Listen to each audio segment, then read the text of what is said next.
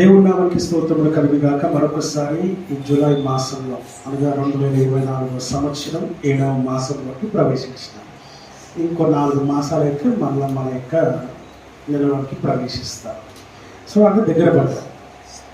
So అందరిలో కూడా ఆందోళన ఉంది మనకందరికీ. ఎందుకు అంటే ఇది జూన్ జూలై మాసాలు, అంటే మనకు స్కూల్స్ కాలేజెస్ ఫీజులు పుస్తకాలు అంటూ చాలా టెన్షన్తో పరిగెడుతూ ఉన్నటువంటి సమయం. అందులో కొంతమందికి అనారోగ్యం కూడా మనల్ని పట్టి పీడిస్తూ ఉంది. కాబట్టి మరి ఆ రీతిగా వాటన్నిటిలో నుంచి కూడా అధిగమించడానికి కృప కలిగిన దేవుడు మనకు తోడుగా ఉన్నాడు. హల్లెలూయా. సో దేవుడి పైన మనం భారం వేసిన ఆయన అంటాడు, నీ భారం యెహోవా మీద మోపుము, ఆయనే నిన్ను ఆదుకొనును. రెండవది, నీతిమంతులను ఆయన ఎన్నడూ కూడా కదలనీయరు అని వాక్యం చెప్తాడు. ఇదే వాక్యంలో ఇంకో మాట అంటాడు ఆయన, నా కృప నీకు చాలును అంటాడు. ఇదే వాక్యంలో ఇంకో దగ్గర అంటాడు ఆయన, నా కృప నిన్ను విడిచిపోదు అంటాడు. చాలును అని చెప్తున్నారు, విడిచిపోదు అని కూడా చెప్తూ ఉన్నారు. సో కృప కలిగిన దేవుడు మనకు తోడుగా ఉండి నడిపిస్తున్న ఆ దేవుడు ఒక్కసారి మన 2 చేతులు పైకెత్తి దేవుని స్తుతిస్తాం. హల్లెలూయా, హల్లెలూయా, హల్లెలూయా. మంచిది. దేవుని వాక్యాన్ని మనం చూసుకుందాం. ఈ సమయంలో మరి నిజంగా దేవుని ఆత్మ యొక్క పరిశుద్ధాత్మ యొక్క కార్యాలు, క్రియలు, ఆయన యొక్క పని ఏంటిది అనేది దేవుడు మనతో మాట్లాడుతూ ఉన్నాడు. మన కంటిన్యూషన్ జరుగుతూ ఉంది. మనం చూద్దాం. పోయిన వారంలో మనం చూసినామంటే 1 కొరింథీయులకు రాసినటువంటి పత్రిక 12వ అధ్యాయం 13వ వచనం మనము చూడగలిగినాం. చదువుదాం ఒకసారి దయచేసి. యూదులమైనను దేశస్థులమైనను దాసులమైనను స్వతంత్రులమైనను మనమందరము ఒక్క శరీరములోనికి ఒక్క ఆత్మ యందే బాప్తిస్మము పొందుతిమి. మనమందరము ఒక్క ఆత్మను పానము చేసిన వారమైతిమి.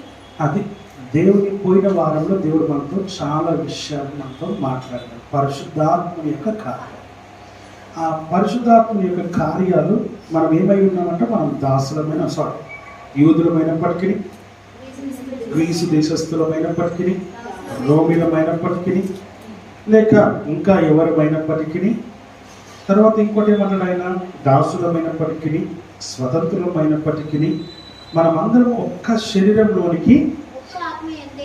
శరీరంలోనికి అనగా యేసు క్రీస్తు శరీరంలోనికి మనం అమర్చబడి ఉన్నామని మనతో మాట్లాడారు. రెండోది గంటల కింద ఏమంటాడు ఆయన, మళ్ళా ఒక్క ఆత్మయందే బాప్తిస్మము పొందితిమి. ఒక్క ఆత్మలోనే బాప్తిస్మం పొందుకున్నాం. మళ్ళీ 2 ఆత్మలు 3 ఆత్మలు లేవు. మారు మనసు రోజు పొందాలి, రక్షణ రోజు పొందాలి, కానీ ఆత్మ బాప్తిసం మాత్రం ఒక్కటే. అట్లనే ఆత్మ కూడా ఒక్కడే. ఆ ఆత్మలోనే మనం అందరం కూడా ఒక్కరమై ఉన్నాము. అందులోనే మనం బాప్తిసము తీసుకున్నాము. ఇంకా కింద ఏమంటాం అదే లైన్లో, మనమందరము ఒక్క ఆత్మను పానము చేసిన వారమైతిమి. ఆమేన్, హల్లెలూయా. ఒక్క ఆత్మలోనే పానం కూడా చేసినాం, అంటే బలులో మనం పాల్గొంటున్నాం. ఆయన శరీరంలో, ఆయన రక్తంలో మనం పాలు పాలిస్తున్నాము, అవుతున్నామని దేవుడు మనతో మాట్లాడుతున్నాడు. సో కింద మనం చూసుకుంటూ వచ్చాం. చాలా విషయాలు మనం చూసాం. ఇంటికి రాని వాళ్ళు ఎవరైతే ఉన్నారో ఇంటికి వెళ్ళినాక కింద చదువుకున్నట్లయితే మనకు అన్ని విషయాలు తెలియజేయబడుతూ ఉన్నాయి. ఏం తెలియజేయబడుతున్నాయి? మనం అందరము వేరు అయినప్పటికీ శరీరంలో మన యొక్క అవయవాలు ఎలాగైతే వాటి పనులు చేస్తూ ఉన్నాయో, నేను చెయ్యిని కాబట్టి నేను కాలుతో పని లేదు అని అంటే కుదరదు. నేను కాళ్ళు కాబట్టి నాకు చేయితో పని కుదరలేదు అంటే కుదరదు. ఒకవేళ దేహమంతా కన్ను అయితే అలా కూడా కుదరదు. ఒకవేళ దేహమంతా చెవి అయితే అలా కూడా కుదరదు. వేటి ప్రాముఖ్యతలు ఆ వాటికే ఉన్నాయి కనుక నువ్వు దేవుని శరీరంలో అన్ని అవయవాలు కలిస్తేనే ఎలాగైతే శరీరం అవుతుందో అలాగే మనం అందరం కలిస్తే దేవుని సంఘముగా మనం ఏర్పరచబడుతున్నామని వాక్యము ద్వారా మనం చూస్తూ ఉంటూ ఉన్నాం. ఇది ప్రేమ దేవుని బిడ్డల దేవుని యొక్క సంఘము. ఇంకొక మాట కూడా దేవుడు మనకు తెలియజేస్తున్నారు. ఇప్పుడు మనమే ఇంతమందిని ఒక సంఘంలో ఒక 100-200 మందిని ఒక శరీరంగా ఏర్పరచబడినట్లయితే, అందుకే చెప్పాను ఏంటంటే ఒక కంటిలో ఒక కన్ను ఒక అవయవమై ఉంది, కానీ ఆ కంటిలో కూడా అనేకమైనటువంటివి కనబడుతూ ఉన్నాయి, మనకు అది తెలియదు. ఇవి చెవి, ఈ రెప్ప ఉంది కదా, ఈ రెప్పలో ఎన్నో వెంట్రుకలు ఉన్నాయి, తలపైన ఎన్నో వెంట్రుకలు ఉన్నాయి, ఇవి లెక్క పెట్టడం అసాధ్యం. సో ఇవందరం ఒక ఎన్నిక ఒక అవయవమై ఉన్నామన్న సంగతి మనం జ్ఞాపకం చేస్తున్నాం. సో ఇంతమంది ఒక్క శరీరంలో ఎలా అనడానికి లేదు, లెక్కింప శక్యం కానటువంటి వెంట్రుకలు. ఇప్పటికీ మనం తలలోంచి ఎన్ని వెంట్రుకలు ఊడిపోయాయి మనకే తెలియదు. లెక్క పెట్టగలమా అంటే లెక్క పెట్ట కూడా లేము. కాబట్టి మనం శరీరంలో ఒక అవయవమై, ఇది అవుటర్కి సంబంధించినటువంటి సంఘంగా మనం చూస్తున్నాం ఇక్కడ. సో ఇన్నర్ అయినా పర్లేదు, అవుటర్ అయినా పర్వాలేదు, ఒక సంఘంగా మనం చూస్తున్నాం. అప్పుడు మీరు అర్థమొచ్చిందంటే, అయ్యా మరి లోకంలో ఇన్ని సంఘాలు ఉన్నాయి, మరి వాటి పరిస్థితి ఏంటి, అక్కడికే వస్తుంది. ఒకవేళ ఈ సంఘము మన ఇన్నర్ భాగ్యం, మన శరీరంలో ఉన్నటువంటి అవయవాలు ఏవైతే ఉన్నాయో వాటిని లెక్కేసుకుంటాం. ఇంకా బయట మన కనబడేవి ఏవైతే ఉన్నాయో, బయట ఉన్నటువంటి సంఘాలు ఏవైతే అవన్నీ కలిస్తే లోపల ఉన్నటువంటివి అవి కనబడని, రైట్? సంఘంలో ఎంతమంది ఉన్నారో మనం కనబడం ఎవరికి, అవి లోపలికి సంబంధించి. బయట సంఘాలు ఏవైతే ఉన్నాయో అవన్నీ కలిస్తే కూడా బయట శరీరంలో కన్ను, ముక్కు, చెవి, ముక్కులో వెంట్రుకలు చెప్తున్నా మీకు అర్థం కావడానికి, ఈ రెప్పలు, ఈ వెంట్రుకలు అన్నీ కలపాలి. ఈ గోరు కదా, ఈ గోరులో ఉన్నటువంటి ఈ మన శరీరంలో ఉన్నటువంటి ఇవన్నీ కూడా ఎముకలు కావచ్చు, నరాలు కావచ్చు, అన్ని రకరకాలుగా అన్నీ కలిస్తేనే ఒక శరీరం అవుతుంది. అది చాలా కష్టము. సో బయట ఉన్న సంఘాలన్నీ కూడా, ప్రపంచంలో ఎన్ని సంఘాలు ఉన్నాయో అవన్నీ కూడా అవుటర్కి సంబంధించినవి. లోపల ఉన్నటువంటి సంఘం ఏదైతే ఉందో అవన్నీ కూడా లోపల ఉన్నటువంటి అవయవాలు, లోపల బయట అన్ని కలిస్తేనే ఒక శరీరంగా ఏర్పరచబడుతుంది. అదే క్రీస్తు సంఘము, క్రీస్తు శరీరము. హల్లెలూయా, హల్లెలూయా. క్రీస్తు శరీరము, క్రీస్తు సంఘము, వీటన్నిటికీ పైన ఆయన శిరస్సుగా ఉన్నాడు. ఆమేన్, హల్లెలూయా. ఆయన ఉన్నతమైన వాడు కనుక, ఆయన దేవుడు కనుక ఆయన తలగా నియమించబడినట్టుగా మనం చూస్తూ ఉంటాం.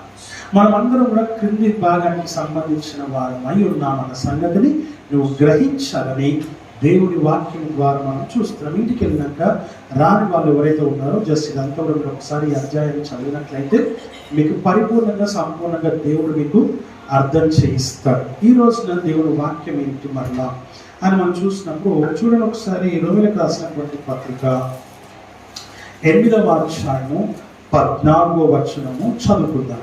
దేవుని ఆత్మ చేత ఎందరూ నడిపింపబడుదురో వారందరూ దేవుని కుమారులై ఉందురు.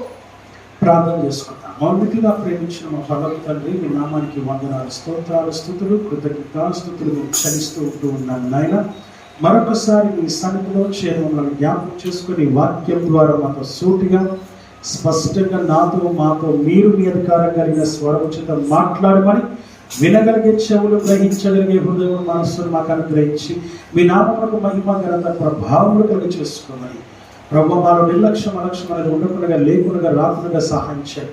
నన్నుగా మీరు మరుగుపరిచి ప్రభు నా నోటికి నోరుగా ఉండమని, నా స్వరానికి స్వరముగా ఉండమని, నా ఆలోచన తలంపులను మీరు మరుగు చేసి మీ పరలోకపు ఆత్మీయమైనటువంటి ఆలోచన తలంపులు నాకు అనుగ్రహించి నాలో నుంచి మీరు సూటిగా స్పష్టంగా మాతో సంఘముతో మీరు మాట్లాడి మమ్మల్ని తృప్తిపరచమని, మీ మర్మములు, మీ లోతైన విషయాలు, మీ గుడార్థములతో కూడినటువంటి వాక్యములు మాకు అనుగ్రహించి దాన్ని అర్థం చేసుకునే కృప, జ్ఞానం, తెలివి, బుద్ధి మాకు అనుగ్రహించి మహిమ పొందమని యేసుక్రీస్తు నామంలో అడిగి పెట్టుకుంటున్నాము తండ్రి. ఆమేన్, హల్లెలూయా. దేవుని వాక్యము సెలవిస్తున్నటువంటి మాటలు మనం ఇక్కడ చూస్తూ ఉన్నాం. ప్రియమైన దేవుని బిడ్డలారా, ఇప్పుడు 14వ వచనం మనం చదువుకున్నాం కదండి. ఏం చదువుకున్నాం మరొకసారి? దేవుని ఆత్మ చేత ఎందరూ నడిపింపబడుదురో ఆమేన్, హల్లెలూయా. దేవుని ఆత్మ చేత ఎందరూ నడిపింపబడతారో వారందరూ కూడా దేవుని కుమారులై ఉన్నట్టుగా వాక్యము ద్వారా మనం చూస్తూ ఉన్నాం. హల్లెలూయా. ఇంకొంచెం పైన 12వ వచనం నుంచి కూడా మనము దయచేసి చదువుకుందాం. కాబట్టి సహోదరులారా, శరీరానుసారముగా ప్రవర్తించుటకు మన శరీరమునకు రుణస్థులము కాము. అది సంగతి. మీరు శరీరానుసారముగా ప్రవర్తించిన ఎడల చావవలసిన వారై ఉందురు గాని. వాక్యం ఏం సెలవిస్తుంది ఇక్కడ 12వ వచనంలో అని అంటే, చదవండి. సహోదరులారా, శరీరానుసారముగా ప్రవర్తించుటకు మనము శరీరమునకు రుణస్థులం అంటే దాసులము కాదు అని అంటాం. రుణస్థం అంటే తెలుసు కదా, రుణం అంటే ఏంటిది? అప్పు. అప్పు. శరీరానికి మనము అప్పుగా లేదు. ఈ శరీరం దేవుడు ఇచ్చాడు అంతే. ఎంతవరకు ఇచ్చాడు అని అంటే, నీకు ఆయుష్ ఎంతైతే ఇచ్చాడో 60, 70, 80 ఎంత ఇచ్చాడో మనకు తెలియదు. తెలుసా కదా? చెప్పండి ప్లీజ్ ప్లీజ్ ప్లీజ్. మరి వాక్యంలో 90వ కీర్తన 10వ వచనంలో ఒక మాట చెప్తూ ఉన్నాడు, మీ ఆయుష్ 70 సంవత్సరం లేక అధిక బలం ఉన్నట్లయితే 80 సంవత్సరం చెప్తూ ఉన్నాడు. అబద్ధమా? కాదు, నిజమే. మరేంటి? నాకు తెలియదు. నా ఆయుష్ ఎంత నాకు అందరి విషయం చెప్పాడు ఆయన. ఎవరి విషయం చెప్పాడు ఆయన? అందరి విషయం. కొంతమంది పుట్టుకలోనే చనిపోతున్నారు, కొంతమంది గర్భంలోనే చనిపోతున్నారు, కొంతమంది గర్భం నుంచి బయటకు వచ్చినాక చనిపోతున్నారు, కొంతమంది సంవత్సరానికి చనిపోతూ ఉన్నారు. కొందరు చావు ఘోరంగా ఉంటుంది.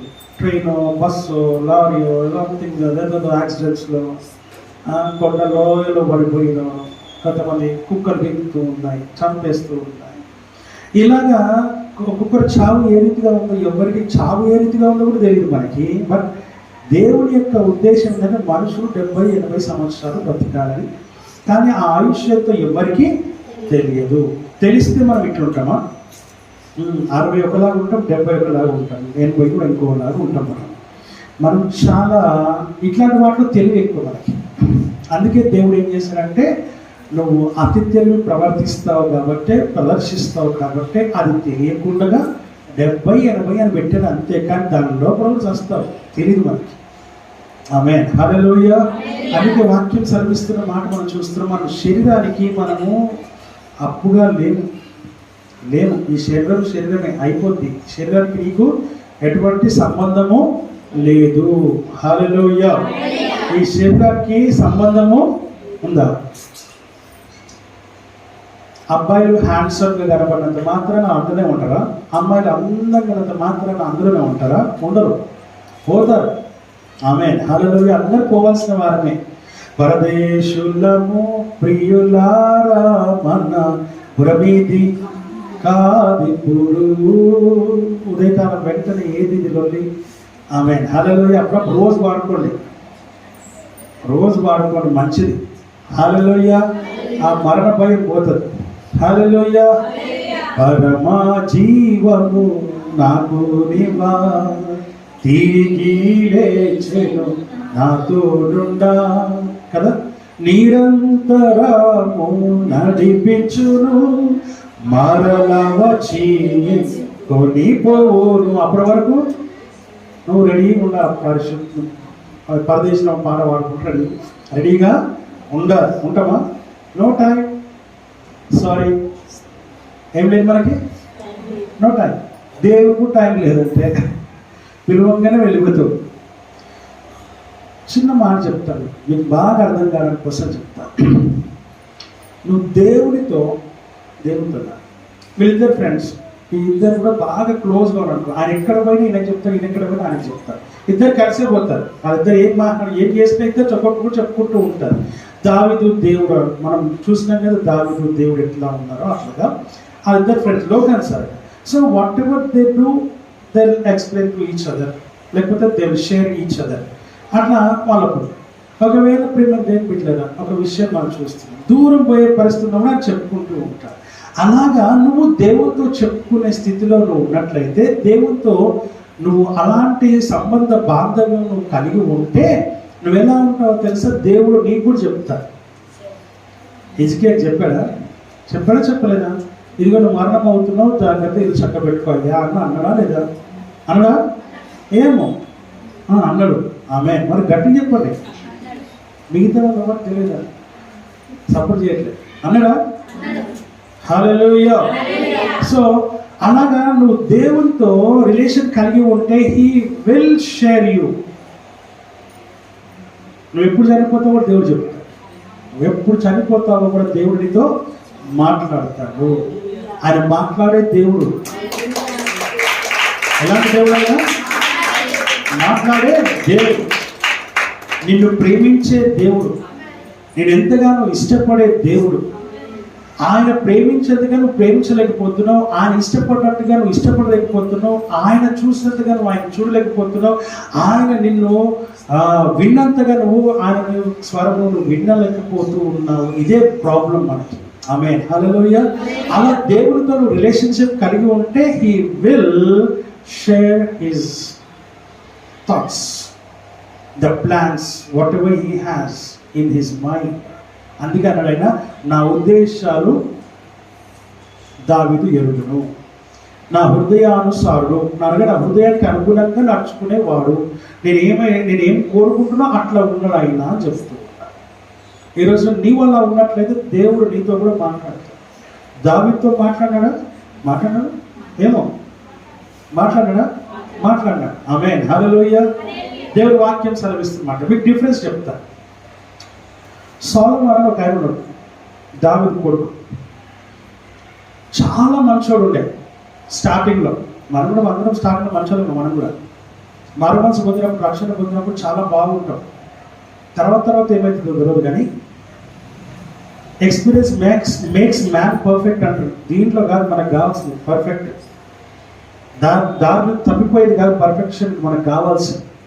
అట్లా అన్నాడు, అయ్యా నీ ప్రజలు, నీ రాజ్యము, నీకు సంబంధించిన వారు వీళ్ళని పరిపాలించాలన్నా, వీళ్ళని పాలించాలన్నా, నేను రాజ్యము చేయాలన్నా నా వల్ల కాదు అని ఎంత తగ్గింపు, ఎంత వినయము, ఎంత విధేయత, ఎంత భయము, ఎంత భక్తి, ఇంత చేసి అంటాడు నాకేమొద్దు, నీ తెలివి, నీ బుద్ధి, నీ జ్ఞానం నాకు కావాలి, ఇంతకు మించి నాకు ఏమొద్దు అనగానే దేవుడు ఖుష్ అయిపోయి ఆయనకి అడిగేందుకు కూడా అన్నీ ఇచ్చేశాడు. అతను ఇచ్చేది లేకుండా. ఆమేన్, హల్లెలూయా. అంతేనా కాదు కదా? ఇచ్చేది లేకుండా ఇస్తే ఇట్లా అవుతాడు. ఏమవుతాడు చెప్తా. ఆయన ఏం చేశాడంటే పేరు ప్రఖ్యాతలు ఫుల్ వచ్చేసేసి ఎట్లా అయిపోయాడంటే ప్రపంచాన్ని ఏలేటువంటి గొప్ప రాజు చక్రవర్తి అయిపోయాడు. ఇప్పుడు ఆయన ఆడిందే ఆట, పాడిందే పాట. ఎవరు కూడా ఆయన ఆటంకపరచడం లేడు, బుద్ధి చెప్పడం కూడా లేడు కనీసం.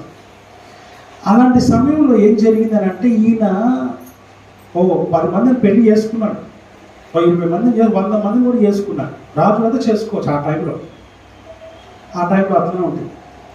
ఇక ఆయన ఏది పడితే చేశాడు, చేసుకున్నాడు, కానీ బాగానే ఉంది. కానీ తర్వాత పక్క రాజ్యాలు, పక్క దేశాలకు వెళ్ళి అవి అన్య రాజ్యాలు, అన్య దేశాలు, అన్య స్త్రీలను కూడా పెళ్లి చేసుకున్నారు. సరే చేసుకుని తెచ్చుకున్నారు. వీళ్ళు ఏం చేశారు, అనిల్ కదా, అనిల యొక్క విగ్రహాలు తీసుకొచ్చి వాటికి గుళ్ళు కట్టి, ఇప్పుడు అమెరికాలో గుళ్ళు కట్టారు, అందుకే సర్వనాశనం అవుతుంది అక్కడ. నాశనం కాదు, సర్వనాశనం అవుతుంది. వాళ్ళని తెచ్చుకున్నాడు, వీళ్ళు గుళ్ళు కట్టారు, ఆరాధన మొదలుపెట్టినారు, పూజలు మొదలుపెట్టినారు. ఇంకంతే.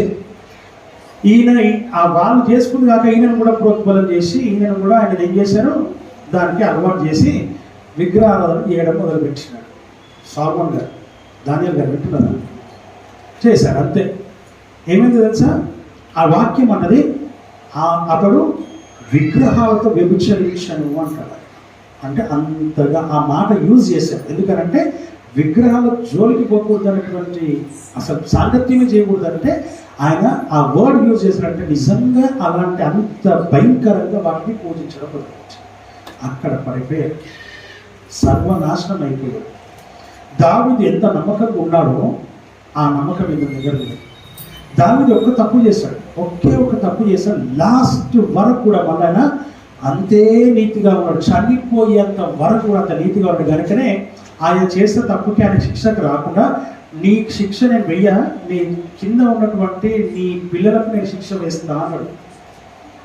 తల్లిదండ్రుల యొక్క పాపం పిల్లల మీద పడుతుంది, పిల్లలు చేసే పాపాలు తల్లిదండ్రుల ఒళ్ళో పడతాయని వాక్యం చెప్తుంది. అలాగే దావీదు అంత నిక్కచ్చిగా ఖచ్చితంగా ఉన్నాడు, నీతిగా ఉన్నాడు. ఈయన పడిపోయాడు, మధ్యలోనే పడిపోయాడు. స్టార్టింగ్లో కూడా కాదు, మధ్యలోనే పడిపోయాడు. ఆఖరిలో కాదు పడిపోయాడు, మధ్యలోనే పడిపోయాడు. ఇక భయంకర విగ్రహారాధన చేయడం మొదలుపెట్టినాడు. ఆమె హల్లెలూయా, హల్లెలూయా. లాస్ట్కి ఆయన చావు కూడా అంతే భయంకరంగా ఉందనుకోండి. వాక్యం చెప్తున్న మాట మనం చూస్తూ ఉన్నాం. నీ నీతి నువ్వు కాపాడుకోవాలి, నీ పరిశుద్ధతను నువ్వు కాపాడుకోవాలి, నీ ఆత్మీయ జీవితాన్ని నువ్వు కాపాడుకోవాలి. ఈ శరీరము నిత్యము కాదు. ఈ శరీరము ఒక దినాన ఎండ అవుతుంది. ఈ శరీరం ఒక దినాన పాతి పెట్టబడుతుంది. ఈ శరీరానికి నీకు ఎటువంటి సంబంధము లేదు, ఉండదు. ఈ శరీరానికి నువ్వు రుణస్థుడు కాదు, అప్పు కాదు, నీకు ఎటువంటి సంబంధం లేదు. ఈ శరీరంలో దేవుడు నీ ఆత్మను పెట్టాడు అంతే. ఆత్మకు మాత్రమే తీర్పు ఉంది, ఆత్మకు మాత్రమే శిక్ష ఉంది. శరీరానికి ఈ లోకంలోనే శిక్ష ఉంటుంది. ఆ శిక్ష అయిన తర్వాత నేను సమాధి చేస్తారు. ఈ శరీరం నుంచి దేవుని ఆత్మ నేను పిలుస్తాను, పైకి వెళ్ళిపోతావు. ఆమేన్, హల్లెలూయా. ఆ విషయాన్ని గమనించిన అందు గురించి ఇక్కడ అట్లయినా నువ్వు రుణస్థుడవి కాదు శరీరానికి. కాబట్టి శరీరాన్ని ప్రేమించకు. ఏం చేయకు? హల్లెలూయా. శరీరాన్ని ప్రేమించే వారు చాలా మంది ఉన్నారు. లేరా? ఉన్నారా లేదా? మీ శరీరాన్ని ఇప్పుడు ప్రేమించుకోరా? ఎందుకు ప్రేమించుకోరు? అందరూ ప్రేమిస్తారు. కాబట్టి ప్రేమించు, కానీ అదే సర్వస్వం అనుకోకు, అందులోనే ఉండిపోతామని ఎప్పుడు కూడా అనుకోకు. నీకు రుణం లేదు. చదవండి.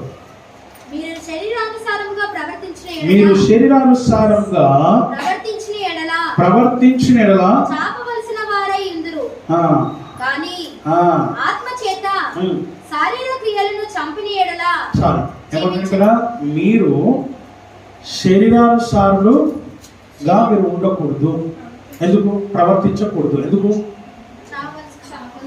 మీరు ఏమై ఉన్నారు? నేను అదే మాటగా చెప్పింది వాక్యం. అదే మనతో మాట్లాడితే మనం ఏమై ఉన్నాము? చావవలసిన వారమై ఉన్నాం. చావఅనేది ఒకటి ఉంది శరీరానికి, ఆ చావలసిన వారమై ఉన్నాం. మిడిసిపడకండి, ఎగిసిపడకండి, గర్వపడకండి, జాగ్రత్తగా ఉండండి, మెలకువగా ఉండండి, జ్ఞానం కలిగి ఉండండి, తెలివి కలిగి ఉండండి, బుద్ధిగా ప్రవర్తించండి. ఆమేన్, హల్లెలూయా. దేవుని వాక్యం సెలవిస్తున్న మాట ఏంటంటే మీరు శరీరానుసారముగా ప్రవర్తించిన ఎడల చావవలసిన వారై ఉన్నారు, కానీ ఆత్మ చేత శారీరకమైనటువంటి చంపిన ఎడల మీరు జీవిస్తారు. మీరు ఎప్పుడు జీవిస్తారు అని అంటే శరీరానుసారమైనటువంటి క్రియలను చంపివేసినప్పుడు.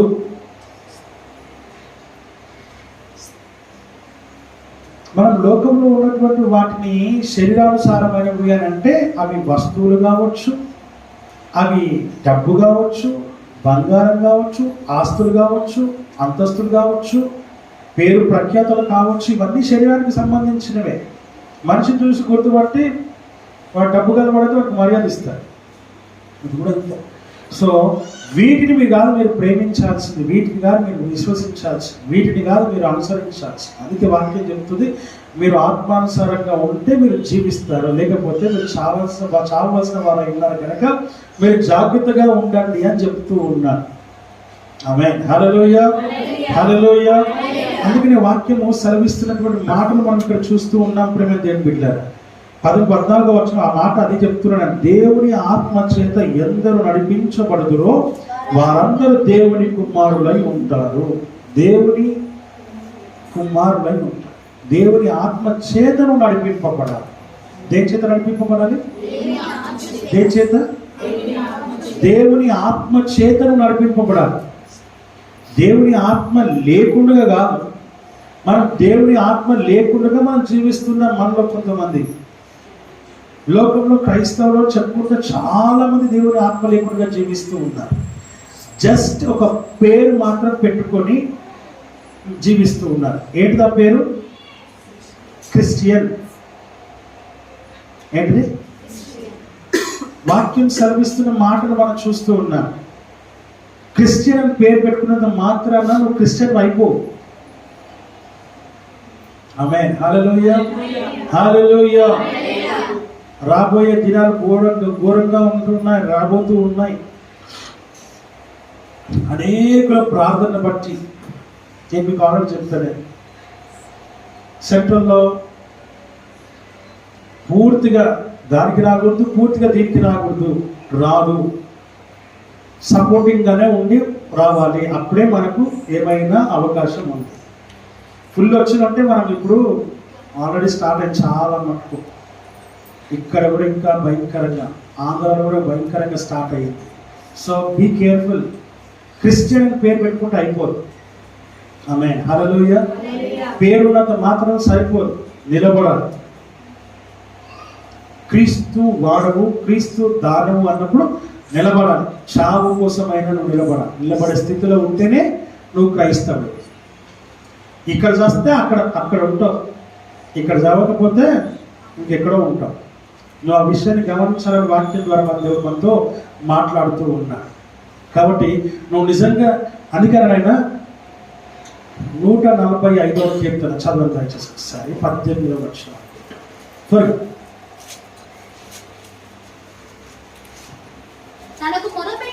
తనకు మొరపెట్టు వారికి అందరికీ, తనకు నిజముగా మొరపెట్టు వారందరికీ యెహోవా సమీపముగా ఉన్నాడు. ఎవరికి సమీపంగా ఉన్నారు చెప్పండి? నిజముగానా, లేకపోతే తనకు మొరపెట్టు వారికి అందరికీ? అట్లే ఉందా? ఇక్కడ క్రైస్తవులుగా ఉన్నంత మాత్రం సరిపోదు, నిజమైన క్రైస్తవుడుగా ఉంటేనే ఆయన నీకు తోడుగా ఉంటున్నాడు. ఆయన నీకోసం చనిపోయాడు. ఆయన నేను చాలా పనట్ల, ఒకవేళ చావు ఎదురైతే నిలబడాలి అంతే. రానివాడు కూడా. ఆమేన్. హల్లెలూయా. రాణిస్తాడా? రానివాడు. ఒకవేళ వస్తే నిలబడాలా అంతే. ఆయన నిలబడడా, నేను పారిపోయాడా? మరీ వచ్చి నిలబడ్డాడు ఎదురుగా. ఎలా నిలబడ్డాడు? ప్రార్థనలో నిలబడ్డాడు. గెత్సెమనే తోటలో ప్రార్థనలో పరిగెత్తుకొని వచ్చాడు.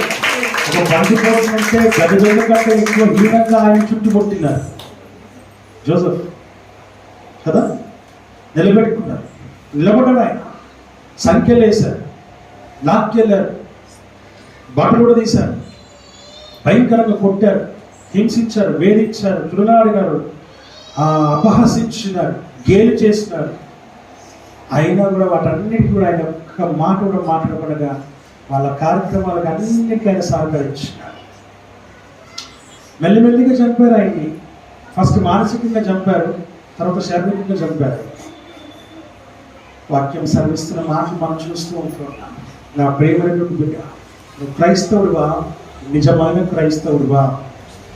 నిజంగా నువ్వు దేవుని బిడ్డవా? నిజంగా దేవుని బిడ్డవా అనేది శ్రమ వచ్చినప్పుడు తెలుస్తుంది, కష్టం వచ్చినప్పుడు తెలుస్తుంది.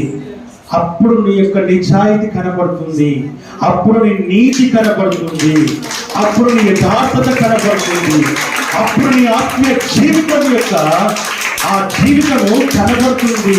అప్పుడు నీవు క్రీస్తుకి ప్రతిబింబమువా లేక కాదా అన్న సంగతి అప్పుడు తెలుస్తుంది. ప్రేమ దేవుని, అప్పటిదాకా తెలియదు. When you face the trial అప్పుడు తెలుస్తుంది. బంగారం వేరు, మేలిమైన బంగారం కూడా వేరు. ఆమె ఇందాక సాక్షి చెప్పింది, ఫేక్ సర్టిఫికెట్స్ అని. ప్రేమ దేవుని బిడ్డరా, దేవుని వాక్యం సర్విస్తున్న మాట మనం చూస్తూ నో, నీ ఆత్మీయ జీవితంలో నువ్వు ఎంత బలంగా ఉన్నావు, ఎంత శక్తివంతంగా ఉన్నావు. ఆమేన్. హల్లెలూయా. దేవుని వాక్యం సర్విస్తున్న మాట మనం చూస్తూ వచ్చినాం. నువ్వు ప్రార్థనలో ఎంత బలంగా ఉంటే, నువ్వు ఎంత శక్తివంతంగా ఉంటే, కొన్నిసార్లు కొన్ని పరిస్థితులు దానియేలు ఎలాగైతే సింహాలు ఆయన చుట్టుముట్టినాయో, లేక సింహపురంలో పడివేయబడ్డాడో, లేక అగ్నిగుండము ఎదురయ్యి ఆ అగ్నిగుండంలో పడివేయబడ్డారో, అలాంటి పరిస్థితి ఎదురైనప్పుడు ప్రేమ దేవుని పిల్లల నీ యొక్క యథార్థమైన ఆత్మీయమైన ప్రార్థన జీవితానికి పరీక్ష కలిగినప్పుడు నువ్వు ఎలా ఉంటావో అప్పుడు తెలుస్తుంది. హల్లెలూయా, హల్లెలూయా. ఇప్పుడు ప్రెసెంట్ నేను కూడా అలాగే ఉన్నాను. డాడీ చూస్తే ఐసీయూలో ఉన్నాడు, పాస్టర్ చూస్తే బెడ్ పైన ఉంది, మా కోడ చూస్తే బెడ్ పైన ఉంది. ఆమేన్, హల్లెలూయా. దేవుడి వాక్యం సెలవిస్తున్న మాట మనం చూస్తూ ఉన్నాం. ఎప్పుడు ఏం జరుగుతుందో, ఎలా జరుగుతుందో, ఏమవుతుందో తెలియదు. మనల్ని ఏమి చేయలేక మనతో ఉన్నటువంటి వారిని ఇబ్బంది పెడుతూ ఎవరు? సాతాను. అప్పుడు మనం ఎలా ఉండాలి? మన పని మనం చేస్తూ ఉండాలి, దాని పని అది చేస్తూ ఉంటాం. ఎందుకంటే లోకంలో ఉన్నవాని కంటే నా దేవుడు గొప్పవాడు, శక్తివంతుడు, బలవంతుడు. అంత గొప్ప దేవుడిని కలిగి ఉన్నప్పుడు భయపడాల్సిన అవసరం ఎంత మాత్రమూ లేదు అనే సంగతి నేను జ్ఞాపకం చేస్తున్నాను. వాక్యం ద్వారా చూస్తున్నాను. హల్లెలూయా, హల్లెలూయా. నీ దయలో నేనున్నా ఇంతకాలం, నీ కృపలో దాచినావు గతకాలం. నీ దయలో నేనున్నా ఇంతకాలం, నీ కృపలో దాచినావు గతకాలం. నీ దయలే నీవే మౌనము, నీ దయలే నీవే మౌనము. దయలయ్యా, నీ దయలో నేనున్నా ఇంతకాలం, నీ కృపలో దాచినావు గతకాలం. నీ దయలో నేనున్నా ఇంతకాలం, నీ కృపలో దాచినావు గతకాలం. తల్లిదండ్రులు చూపిస్తారు ఎనలేని ప్రేమను నిన్ను చేయాలని ఆశిస్తారు. అంతనంత గొప్పవారిగా తల్లిదండ్రులు చూపిస్తారు ఎనలేని ప్రేమను నిన్ను చేయాలని ఆశిస్తారు. అంతనంత గొప్పవారిగా నీ దయ ఉంటే వారు కాగలరు అధిపతులుగా. నీ దయ లేకపోతే బ్రతుకుట జరుగునా? నీ సిలువ నీడలోనే నడవాలి ఉంటావని ఆశించి జీవితాన్ని నీ తోడి గడపాలని. నీ దయలో నేనున్నా ఇంతకాలం, నీ కృపలో దాచినావు గతకాలం. నీ దయలో నేనున్నా ఇంతకాలం, నీ కృపలో దాచినావు గతకాలం. నీ దయలే నీవే మౌనము, నీ దయలే నీవే మౌనము. దయలయ్యా, నీ దయలో నేనున్నా ఇంతకాలం, నీ కృపలో దాచినావు గతకాలం. నీ దయలో నేనున్నా ఇంతకాలం, నీ కృపలో దాచినావు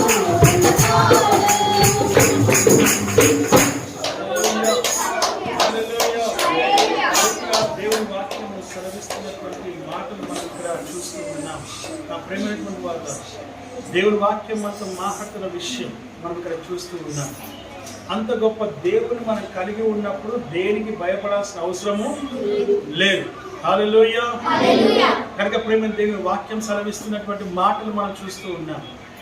మనతో ఉన్నవాడు, మనలో ఉన్నవాడు, లోకంలో ఉన్నవాని కంటే ఉన్నవారి కంటే గొప్ప గ్రహించాలని వాక్యము ద్వారా మనం చూస్తూ ఉన్నాం.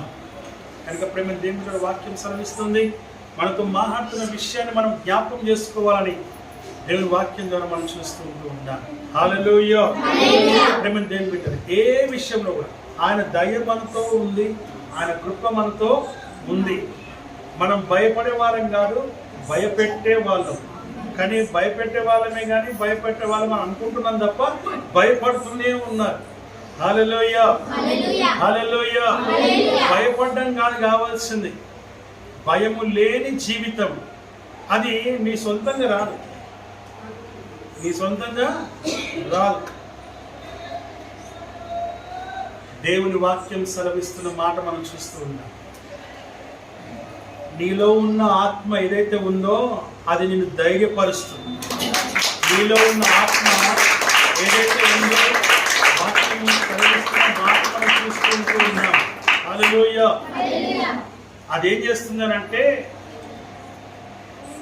భయమును, ఈ కింద మాట చెప్తాడు చూద్దాం, మాట చదువుదాం దయచేసి. 15వ వచనం. ఏలయనగా అది మరలా భయపడుటకు మీరు దాస్యపు ఆత్మను పొందలేదు గాని దత్తపుత్రాత్మను పొందితిరి. ఆ ఆత్మ కలిగిన వారమై మనము అబ్బా తండ్రి అని మొరపెట్టుచున్నాము. ఆమేన్. హల్లెలూయా.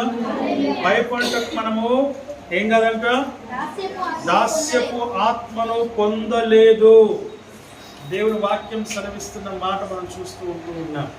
కాబట్టి ఇక్కడ అంటాడైనా భయపడుటకు మీరు దాస్యపు ఆత్మను కాదు పొందుకున్నారు. దాస్యపు ఆత్మ అంటే దేవుని వాక్యం సెలవిస్తున్న మాట మనం చూస్తున్నాం. ఇందాక మనము రుణస్థులు మనం ఎట్లా చెప్పబడ్డామో అట్లా దాస్యపు ఆత్మను పొందుకోలేదు.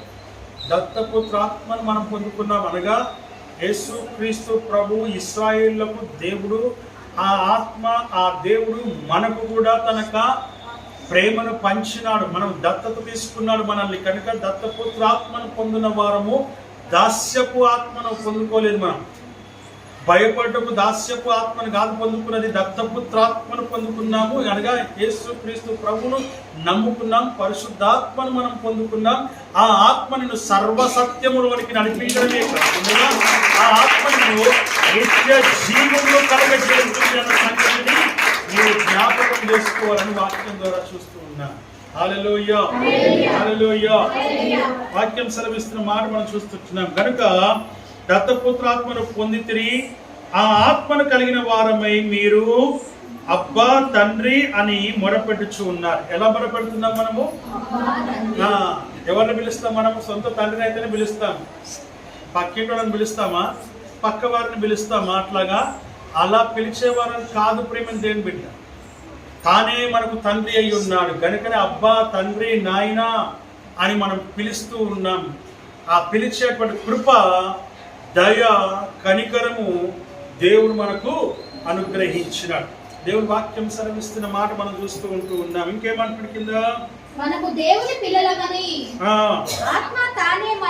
మనము దేవుని పిల్లలమని ఆత్మ తానే మన ఆత్మతో కూడా సాక్ష్యం ఇచ్చుచున్నాడు. అది సంగతి.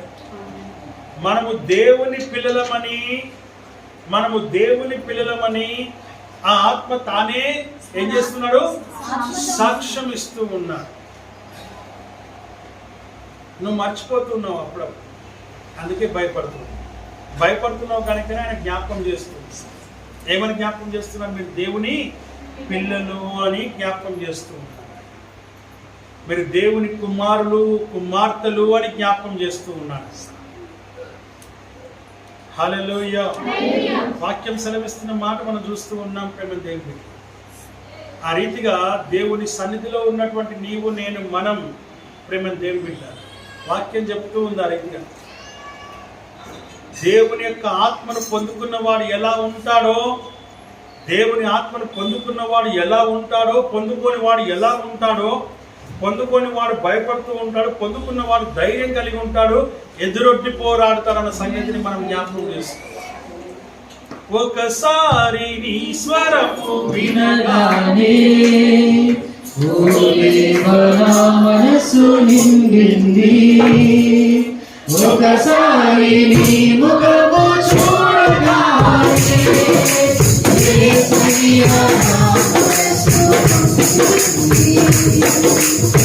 ఒకసారి నీ ముఖము వినగానే మనసు నిండింది, ఒకసారి నీ ముఖము చూడగానే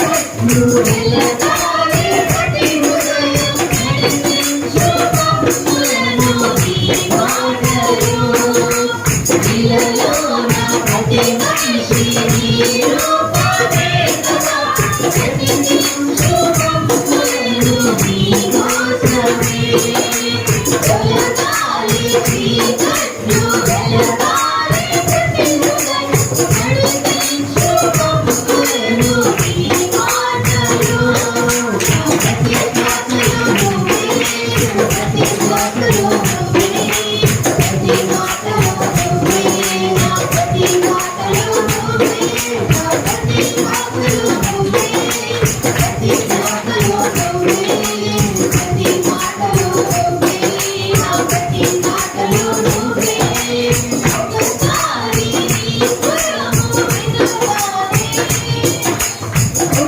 ప్రేమ నా మనసు నిండింది ఒకసారి నీ ముఖము చూడగానే యేసయ్యా నా మనసు నిండింది. హల్లెలూయా హల్లెలూయా దేవుని వాక్యం సెలవిస్తుంది. ఒకసారి దేవుని స్వరాన్ని నువ్వు ఆమేన్. ఒకసారి అంటే దాని అర్థం రోజుకి ఒక్కసారి అని అర్థం. జీవితంలో ఒక్కసారి కాదు, రోజుకు ఒక్కసారైనా పూటకు ఒక్కసారైనా దేవుని స్వరాన్ని వినాలి. ఆమేన్ హల్లెలూయా. నా ప్రేమైనటువంటి వారులా మనము దేవుని పిల్లలమని దేవుడే సాక్ష్యం ఇస్తూ ఉన్నాడు. ఆయనే సాక్ష్యం ఇస్తూ ఉన్నప్పుడు నువ్వు ఎలా ఉండాలి? పిల్లలమైతే ఏమైతామో దేవుని వాక్యం కింద ఏం చెప్తుంది, మనం ఒక మాట చూద్దాం దయచేసి. మనము దేవుని పిల్లలమని మనము దేవుని పిల్లలమని ఆత్మ తానే ఆత్మ తానే మన ఆత్మతో కూడా సాక్ష్యం ఇచ్చుచున్నాడా? మనము పిల్లలమైతే వారసులము అనగా దేవుని వారసులము క్రీస్తుతో కూడా మహిమ పొందుటకు ఆయనతో శ్రమపడిన ఎడల క్రీస్తు తోడి వారసులము. ఆమేన్ హల్లెలూయా. వాక్యము సెలవిస్తున్న మాట, మనం దేవుని పిల్లలమని తానే సాక్ష్యం ఇచ్చినప్పుడు ఆ దేవుని కుమార్తెలము పిల్లలముగా మనం ఉండాలి. అలా ఉన్నట్లయితే మనం దేవుని వారసులం అవుతాం. పిల్లలమైతే వారసులం అవుతాం. పిల్లలం కాకపోతే వారసులము కాలేము. వాక్యం ఆ రీతిగా సెలవిస్తూ ఉంది. వారసులము అనగా దేవుని వారసులం. దేవుని వారసులం, ప్రేమ నివాసులము, జీవన యాత్రికులం, దేవుని దాసులము, నవయుగ సైనికులం.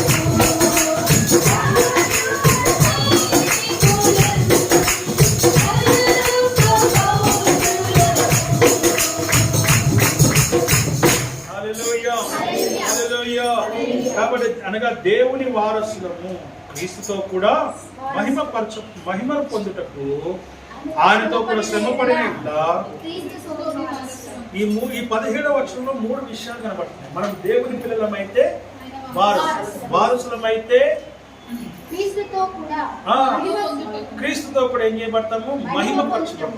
మహిమపరచబడిన వారమైతే ఆయనతో శ్రమపడిన ఎడల క్రీస్తుతో కూడా మరలా వారసులము. ఈ 3 విషయాలు మనము జ్ఞాపకం చేసుకోవాలి. 17వ వచనంలో చాలా క్లియర్గా స్పష్టంగా ఒక ఆత్మీయ జీవితానికి తగినటువంటి విషయాలు దేవుడు మనతో మాట్లాడుతున్నాడు. కనుక ప్రేమ దేవుని 14వ వచనంలో మనం చదివినట్టు దేవుని ఆత్మ చేత ఎందరూ నడిపింపబడుచున్నారు వారందరూ దేవుని కుమారులై ఉంటే ఆయన పిల్లలం కావాలి. ఆయన పిల్లలంగా అయితే ఆయన శ్రమలో పాలివారం కావాలి. ఆయన శ్రమలో పాలివారం అయితే ప్రేమ ఆయన వారసులంగా మనం ఉంటాం. మనము పొందుకున్నది ఆత్మ దాస్యపు ఆత్మ కాదు, దత్తపుత్ర ఆత్మ అనగా ఆయన ఆత్మను డైరెక్ట్గా మనము పొందుకున్నామన్న సంగతిని నీవు గ్రహించి ఇక మీద ఎన్నిటికీ భయపడకుండా ఉండాలని ఇందాక తార సాక్షి వాక్యం తీసి చదివి గట్టిగా ఆమేన్ హల్లెలూయా గద్దించే సర్కల్ ఏం చేసిందంట? హల్లెలూయా. ఇది మన జీవితంలో ఉండాలి. గద్దింపు అనేది ఉండాలి. ఖచ్చితంగా గద్దించే స్థితిలో స్థాయిలో నువ్వు ఉండాలి. హెచ్చరించే స్థాయిలో నువ్వు ఉండాలి. ఆమేన్ హల్లెలూయా. ఆ విషయాన్ని జ్ఞాపకం చేసుకొని దేవుని సన్నిధిలో మనం ముందుకు సాగుదాం. అటు రీతిగా దేవుడికి వాక్యం ఆశీర్వదించి దీవించును గాక.